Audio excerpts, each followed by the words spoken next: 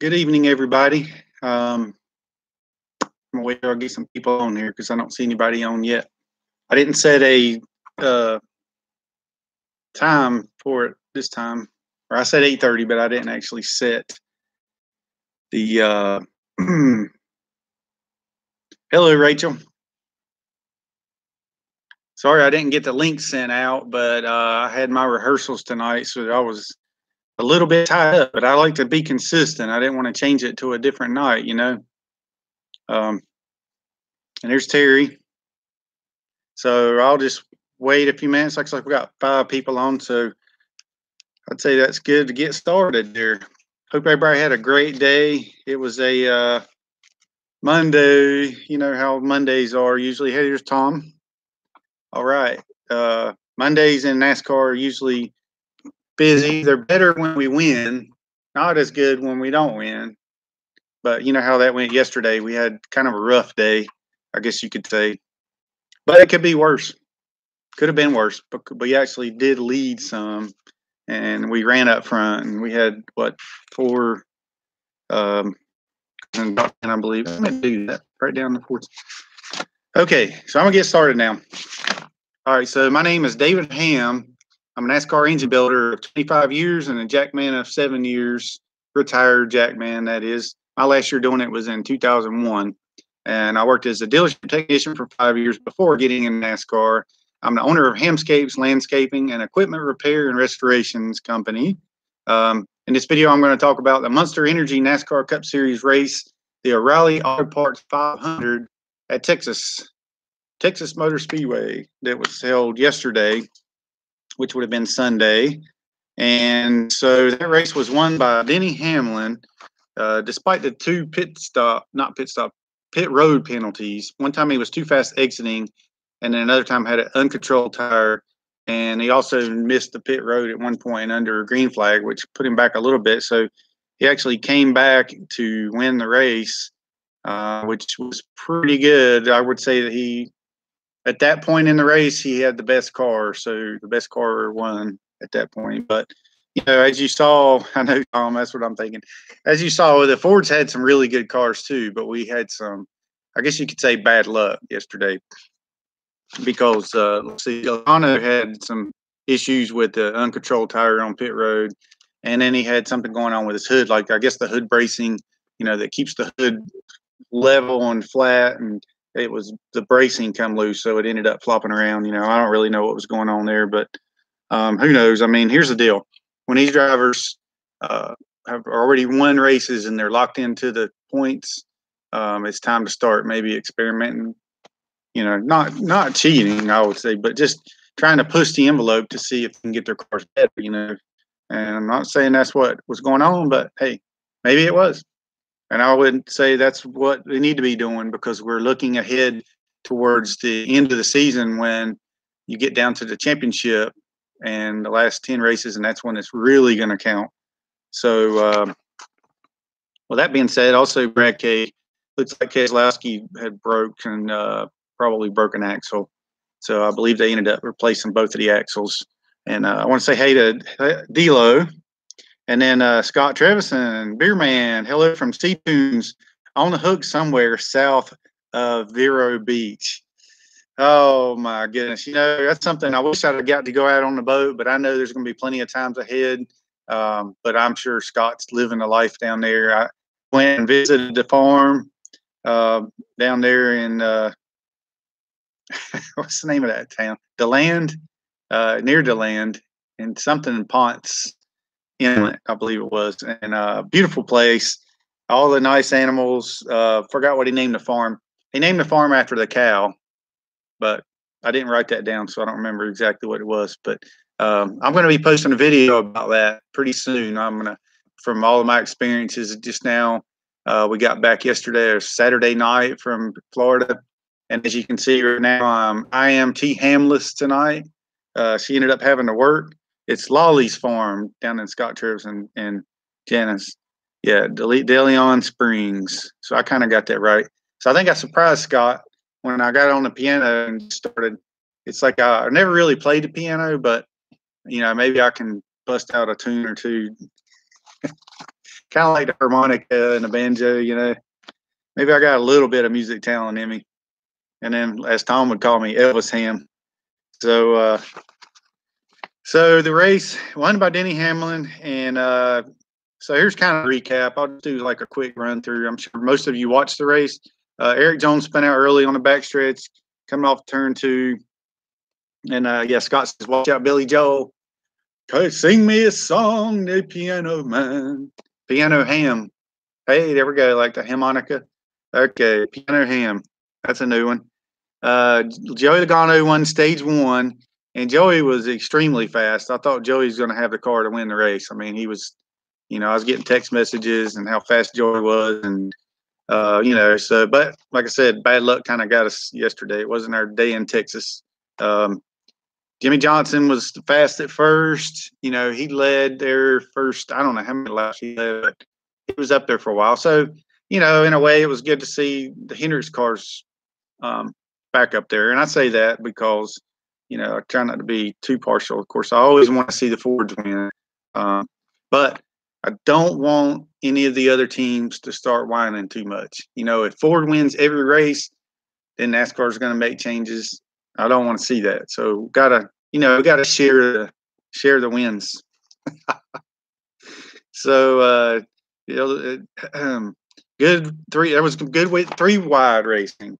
You know, I don't remember seeing any 4 wide racing there, of course, but there was some good 3 wide race. I thought it was a decent race. You know, Ryan Blaney had some issues. Believe he overheated, but he was really fast. It was good to see him lead because, you know, for a little while there, I thought it was going to be his race to win because he is definitely bound to win. He's going to win a race. I can tell you that. Maybe he'll win at the Roval again this year. And yes, that's right, Paul. Richard Bain, that car was behind you. That car behind you is sweet. Yes, that is an old Thunderbird. I'm not sure what year it is. I need to look that up. It's 80s, late 70s, early 80s something. I got to pull the engine out of it and probably end up switching the engine with another one. But that's going to be a nice little project to do.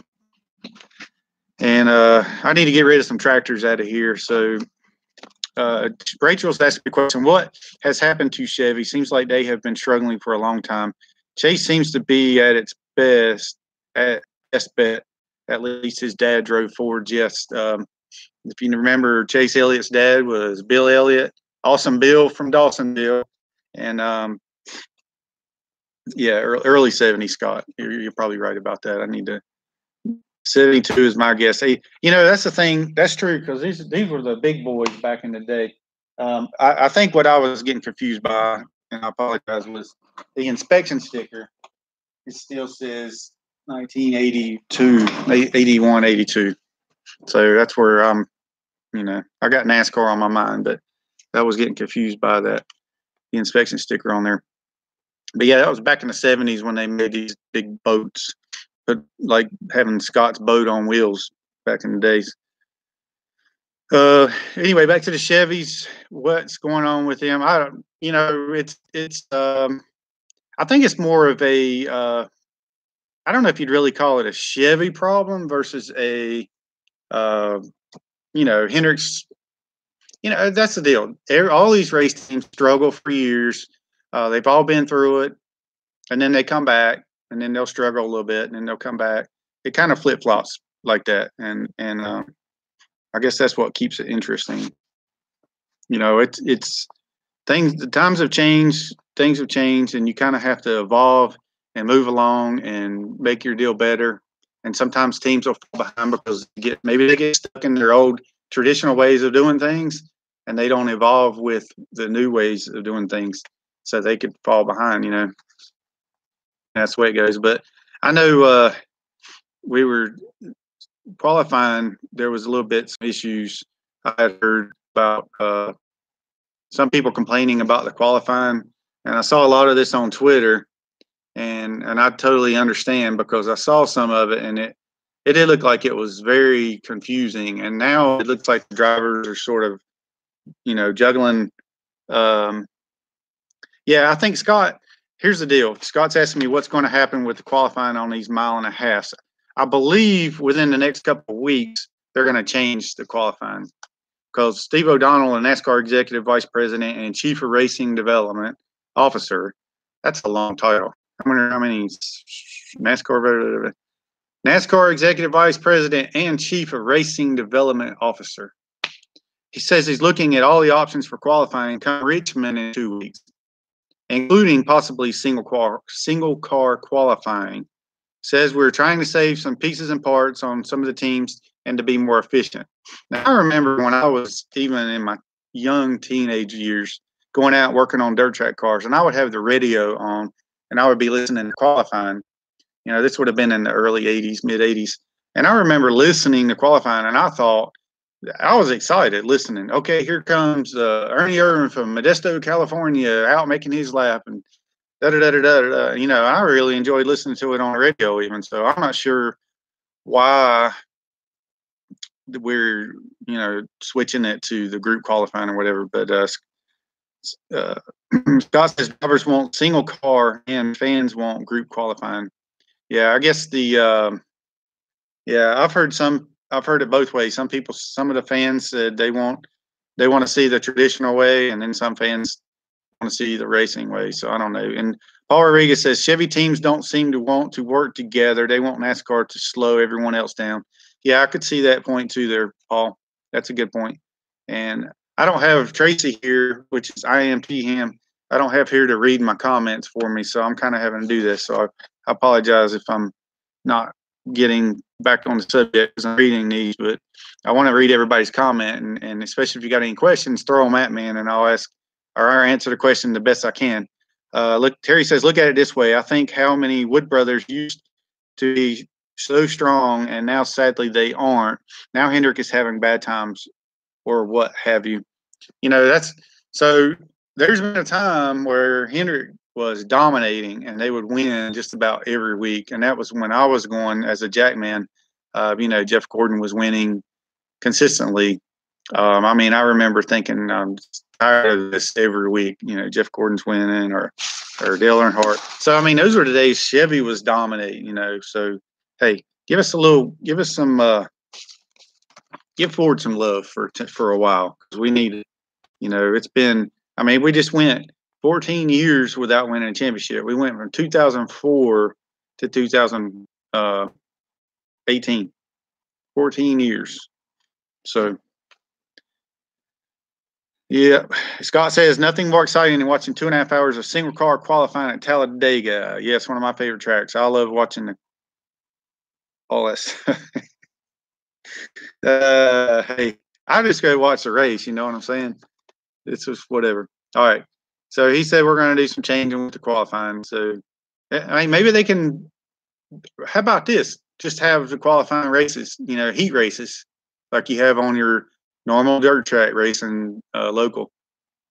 NASCAR heat racing, like the the Gatorade 125s or whatever, 150s. Maybe don't make them that long, but just have heat races. 10-lap shootouts, 15-lap shootouts, and split them in half, put them in 2 groups, go for it. I think that would be actually pretty exciting. And Paul says, I saw a story today that they will eventually go back to single car qualifying. Multi-car runs don't show the true potential of the car, the high downforce cars, and the problem. No one wants to go out first. And I noticed that in qualifying, the cars were pulling. They were kind of like they were faking like they were going to go.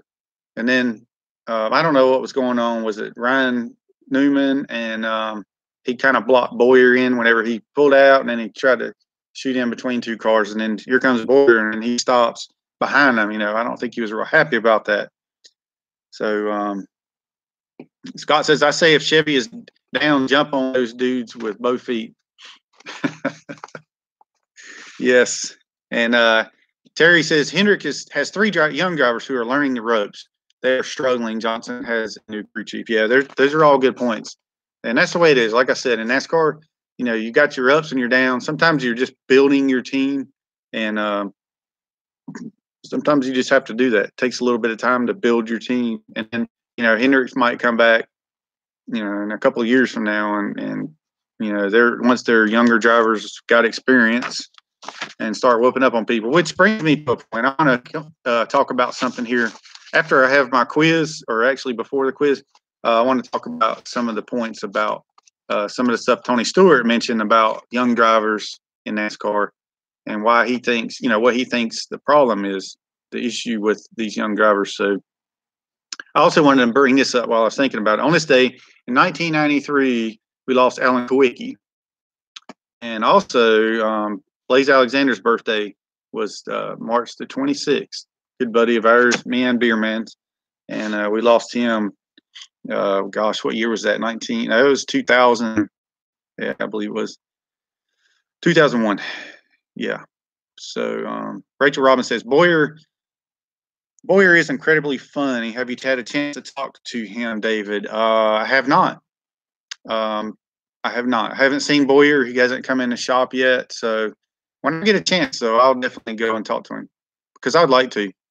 I know he was, he's everything I've seen of him. He seems like he'd be one of the guys that I would like to hang around with. He's, real funny. Yeah. And Paul says, and Larson is guaranteed to find the wall each race. D'Lo says, can mechanical issues be fixed this week for Bristol? Can mechanical issues be fixed this week for Bristol? I'm not sure what. Ask me that again and phrase it a different way because I'm not sure exactly what you mean by that, D'Lo. And also on this day, Dale Earnhardt Sr. won his first career Winston Cup race by winning the Southeastern 500 at Bristol. So, all right.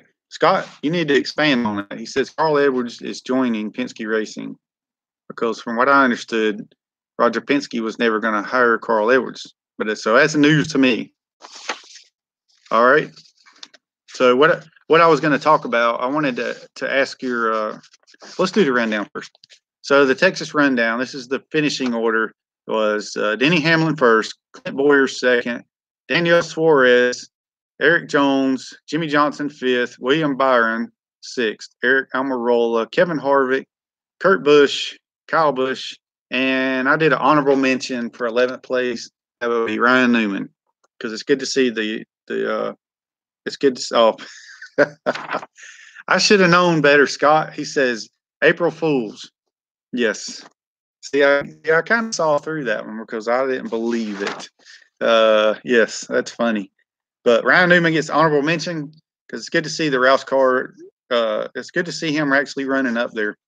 And maybe that's a sign of things to come, Let's see, in the top 10, I'm going to see how many Fords we have here. We have 1, 2, 3, 4, 5. 3, 4. Yeah.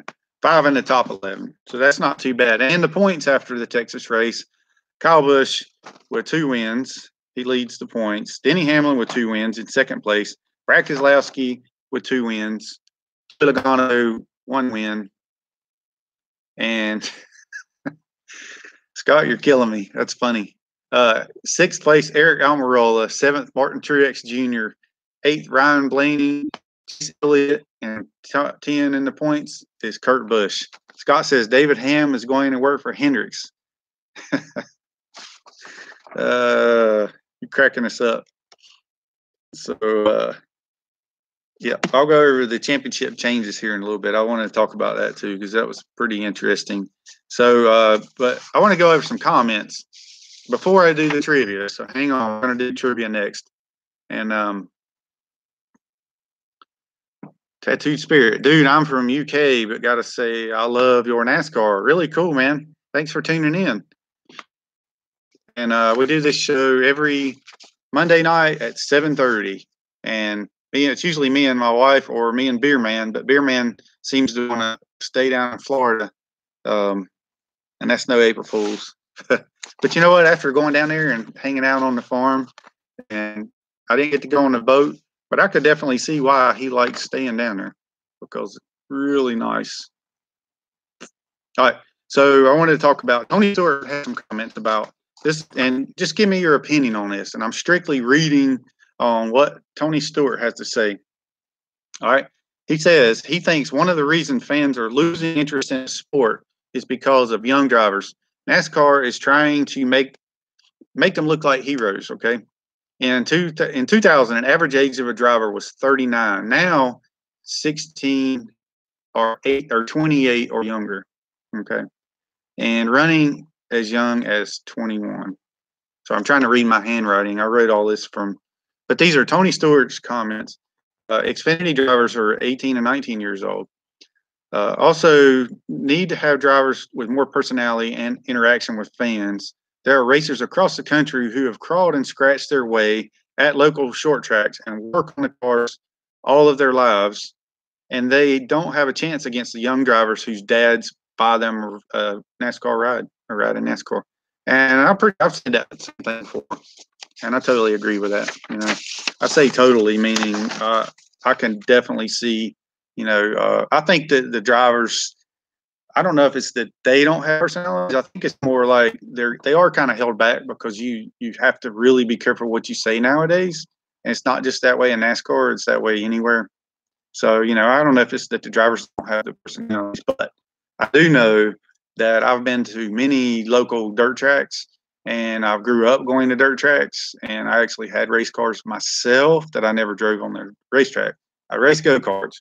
I never drove on a dirt track car, in a dirt track car. But my point is, I know that I've seen many good drivers that I thought, wow, they would do really good in NASCAR, but they didn't have a chance because they didn't have what you see nowadays a lot of times is the dads having the money and bringing in sponsors, you know, and that's how a lot of the drivers get their rides. And I get it because, you know, they're in the sport. You got to make money. You got to keep the sport going, and it takes money to keep anything going. But, you know, I remember Roush was doing a good deal whenever he was going around and finding drivers.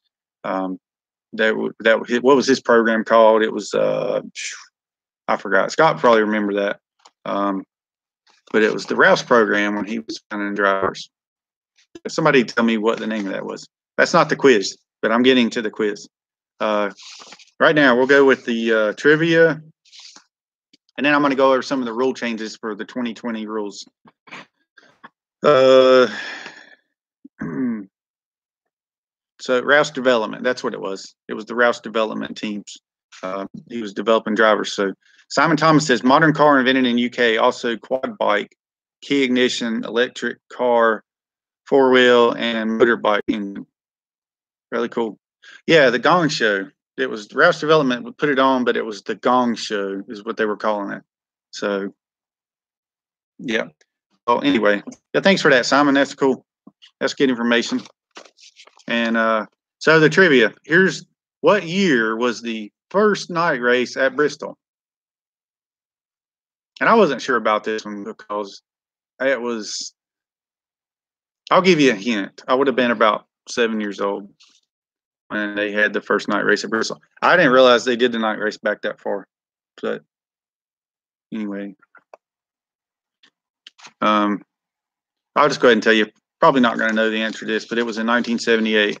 In 1992, it became the first track that was all concrete. I guess that would have been before Dover, and then before they ended up resurfacing it because it's obviously not concrete now. And then Surprise Darlington is right. It's not now. Yeah. So I think some of these okay. Yeah, the new schedule changes for 2020. We'll go to that in a second, Scott. But I'm going to ask one more question. What was the first proposed site for the track? You're probably not going to know this one either. I'll just go ahead and tell you. But at first, whenever when they raced, Bristol seating capacity was 160,000. First race was on July 30th, 1961, and they were 18,000 seats. They held weekly races. But which brings me back to what I was saying about being night races. I would like to see more Saturday night racing. That would be those races are more fun for me. But the original racetrack location was going to be Piney Flats, so it would have been called Piney Flats International Speedway. And I never heard of Piney Flats, but supposedly it's up there. And the land on which the track was built, Bristol Racetrack, was cost $600,000. The entire layout covers 100 acres and parking for 12,000 garage cars. 12,000 cars. Perfect half-mile track. 60 feet wide at the straightaway and 75 feet wide in the turns with 22-degree banking. And also 1969, Bobby Allison beat second place Leroy Yarborough by 4 laps. Allison led only 141 laps, capturing the win. I'm not sure why I wrote down only, but when David Pearson's engine retired in the final laps, Fred Lorenzen won the first pole at Bristol. Okay, so here's some of the 2020 changes, Scott. How about the new schedule change? I guess your guess was Statesville, Scott, where the first Bristol race was going to be raced. All right, here we go. Championship finale. All right, first of all, one of the biggest changes for the 2020 NASCAR Monster Energy NASCAR Cup Series schedule is they're going to be racing the championship finale. Instead of racing it at Homestead, they're going to be racing it at Phoenix, Arizona, which was sort of a shock to me. But you know what? Scott mentioned to me that they were doing some renovations and stuff to the track, so I decided to look that up. And Terry Quinn helped me with a lot of these notes, and so thank you very much. And also thank you to Rachel for always posting that this show's going to be on every Monday night at 7:30. I was running late tonight because I had rehearsals for the Tom Dooley, and we ended up running late. But the good news is it's just going to be for one night this week. So we ran a little bit later, but it keeps me from having to go back Thursday night. All right, so the championship will be crowned 1 week earlier on November the 8th this year. All right, so here's the renovations and changes that Phoenix made. Phoenix made $178 million in renovations. So I would say that, gives them a good reason to do the finale there, because they put so much money into it. So what they're doing is they're improving the fan experience, including areas around the garage and pit road to allow up close and personal with your favorite drivers. So the fans can come in there and see their favorite drivers up close and personal, kind of like they do at Pocono. I always noticed when I would go to Pocono, that was one of the most fan-friendly tracks around. And I thought that was really cool, and I kind of explained why I went there twice. And that's another change coming up. They're going to run back-to-back Pocono races on Saturday and Sunday, back-to-back Cup races, which leads to the question, are they going to bring a backup car for each day? Or are they going to bring backup engines for each day? You know what I'm saying? It's going to be interesting to see how that works. And do they run qualifying twice for the race? So that's why I was saying some tracks could actually have heat races and then run the race. It'd be kind of like having 2 races, but make the heat races, last a little while, and have 4 heat races. Split them up into groups of 10 cars each and let them go at it. Yeah, and also, Scott, you're right. What happens if it rains Saturday at Pocono? What are they going to do? I guess they'll end up racing on Monday, I suppose. But, maybe they've got that built into the schedule, because I'm not sure what race comes after Pocono, but maybe they have it set where it's, a track, Charlotte or something close by to where we can get back here, change everything out, and get to the track. So Rachel says, I think they should have more races at Southern tracks, bring NASCAR home more. Yeah, I think so too. And then maybe they can open up some of the track. We talked about this before, open up some of the tracks, Rockingham, get them racing back there again, get them racing in North Wilkesboro again. Wouldn't that be nice? But we'll see, time will tell. And yeah. Okay, so the other thing going on is Phoenix. The other thing Phoenix has going on is they replaced the infield camping area. They took that out, put in new seating, so the fans could have more room. They got new seating instead of bleachers. They got food and bars, food and beverages. Lowered the seating down from 51,000 to 42,000. I guess because when they took out the bleachers and put in seats, it takes up a little more room. So. Richard Bain's asking me, do you ever talk with Richard Petty? I have Talked to him, I guess, 2 times last year, probably. So, one of the times that I talked to him was out at Victory Junction, Kyle Petty's camp in memory of Adam. And I asked him, because I said, next time I see him, I'm going to ask him this question, because I had already seen him last year and we just did small talk. I was like, I'm going to ask him a legitimate question. And I said, what was it like being around Marty Robbins? I've always liked Marty Robbins as a singer.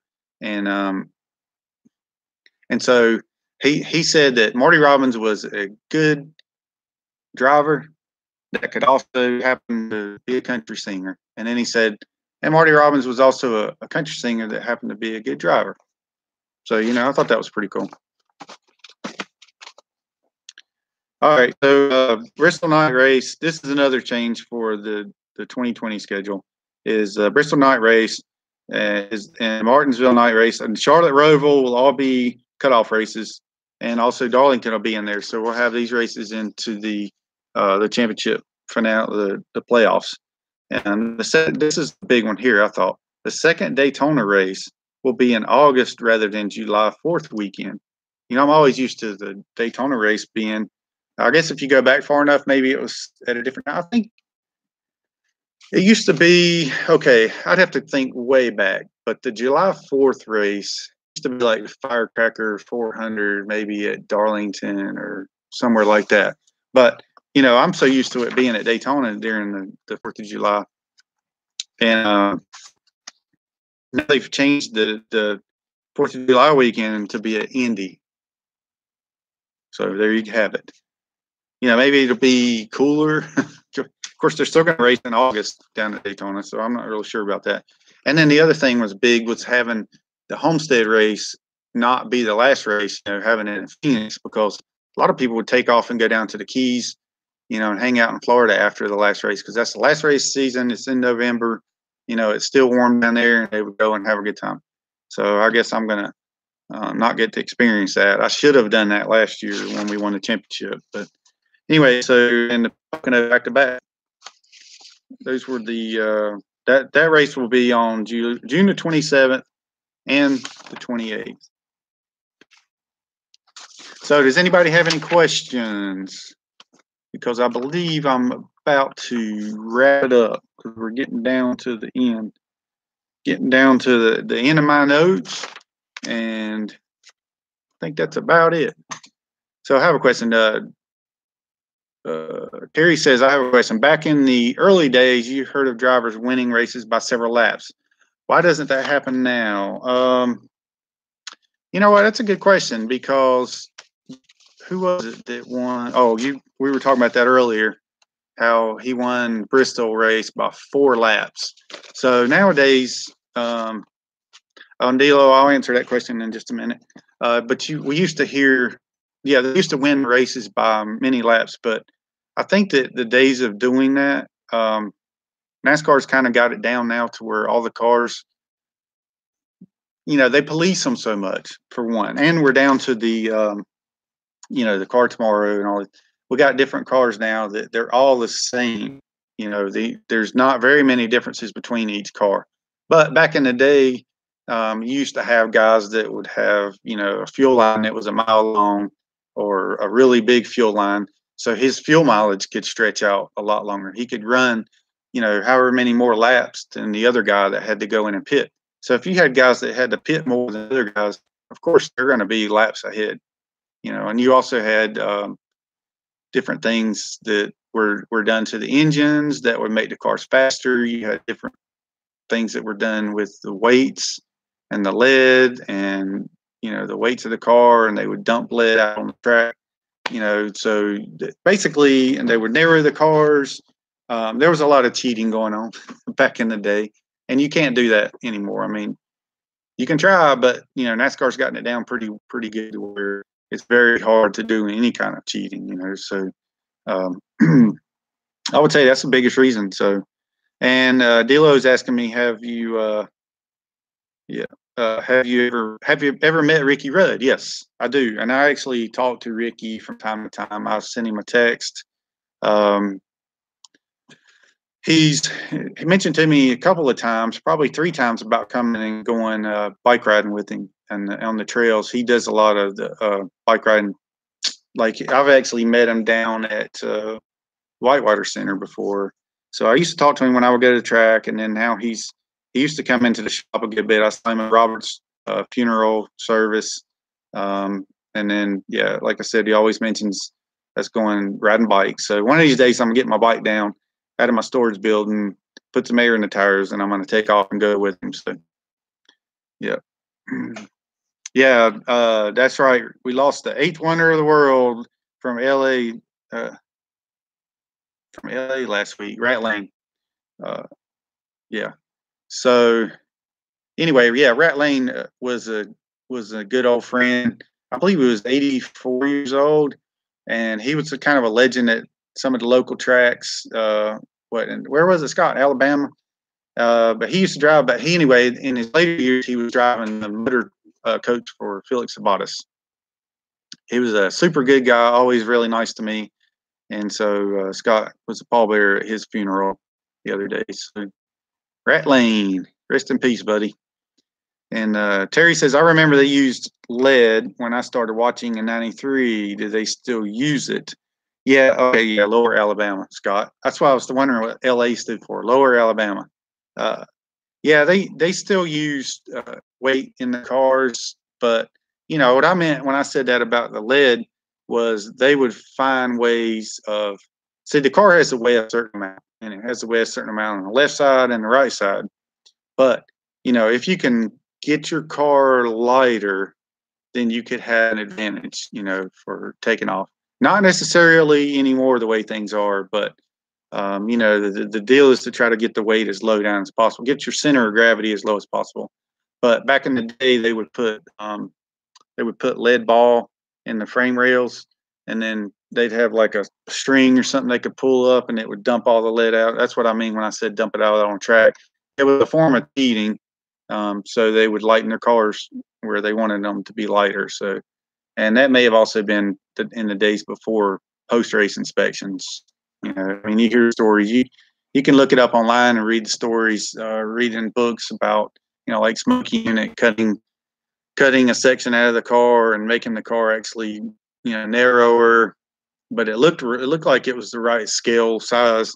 But you know, when you got a narrower car and you're going down a straightaway, you got less wind resistance, so you can go, you know, and you can tend to go straighter. So yeah, there's a lot of stuff that was going on back then that nowadays you cannot get by with. So anyway, thank y'all so much for tuning in. If you got any more questions, you can go on here after the video's over and comment, ask questions, send me a message, whatever you want to do. Check out our NASCAR Country page on Facebook. You can also go on there and check out Terry Quinn does a lot of stuff on there, posting pictures and like videos and things that are, you know, pretty cool everyday stuff that people seem to really enjoy. So check that out. And you can check out my other YouTube pages, Hammscapes, and also the one I just started. If you're interested in your ancestry and you want to learn how to find your ancestors, I'm going to be doing a lot of that stuff on here. It's called Hammcestry, like HAMMCESTRY instead of ancestry, Hammcestry. But that's my other YouTube page. But yeah, thank y'all so much. And like I said, you can message me anytime. You can put a comment on here. I'll get a notification, so I'll know exactly when to go, or I'll look at my phone and have a notification, so then I can go and answer your questions. So I'm very willing, open to do that. So, but thanks so much for tuning in, and we'll see y'all. Hopefully, I'm definitely going to do next Monday, but I can't if it's going to be 7:30 or it might be 8 or 8:30. It just depends on my schedule now with this play that we got going on, and the play is going to be in May, but we're already practicing pretty hard for it, so it's coming up. But thanks everybody for tuning in. We'll see you next time. Have a good night. Good rest of the week.